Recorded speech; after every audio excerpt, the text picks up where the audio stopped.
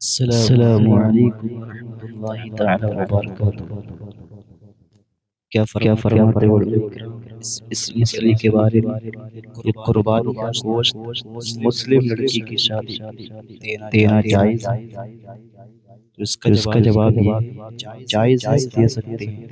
واضح رہے کہ قربانی قرب و عبادت کی نیت سے خالص اللہ کے لیے ہونی چاہیے۔ اس کے بعد اس گوشت کو شرعاً جہاں چاہے صرف کرے۔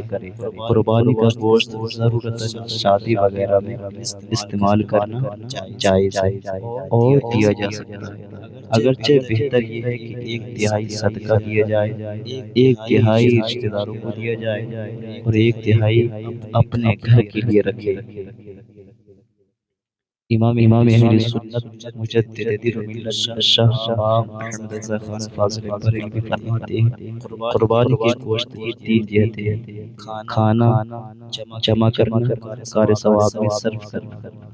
کون سا بھی کار ثواب ہو، فتح رضویہ کے اندر لکھا ہوا ہے۔